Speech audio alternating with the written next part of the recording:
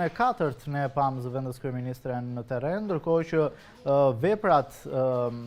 që janë ndërtuar gjatë kësaj kohe, kur ajo ka drejtuar ministrinë, zonja Balluku ka drejtuar ministrinë,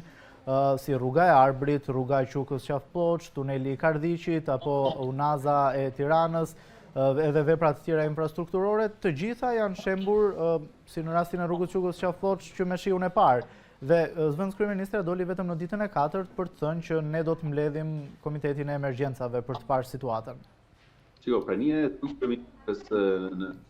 publikë është ofendimi më i madh dhe sfida më e madhe që bëhet qoftë të moralit politik dhe qytetarëve shqiptarë, dhe mos edhe strukturës posaçme antikorrupsion që e ka në hetim. Zonja Balluku është autore e vjedhjeve më dramatike që ka ndodhur këtij vendi. Është ajo njeriu që ka qenë aty, ka firmosur edhe për tunelin, edhe për Qafploçën, edhe për Unazën, dhe pra është një hajdut e cili nuk meriton. Dhe ajo e kupton dhe vetë që prania e saj është një pranie sforcuar, një njeriu që në vend që të jetë prapa hekur ose duke u ballë me drejtësi, del dhe bën sikur dikush tjetër ka qeverisur Shqipërinë këto 5 vitet e fundit, dhe jo ajo me Edi Ramën, dhe krejt pa pritur na ra kjo përmbytje dhe u pam. Sigurisht që po ta shikoni edhe gjuhën e trupit të zonjës Balluku, e di fare mirë që orët e saj si pushtetarë i vendi janë të numëruara.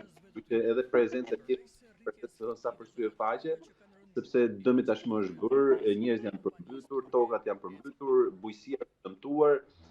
dhe kjo e gjitha ka një fakturë e cila në çdo rast do paguhet nga qytetarët shqiptar, por që në vetvete është treguesi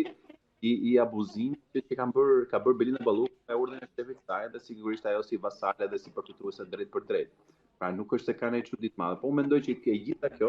është përfaqe e rregjimit dhe rënimit të saj që ka qenë pushteti i Edi Ramës, dhe koha do t'rregojë që shumë shpejt është në grad. Ndërkohë sot kryeministri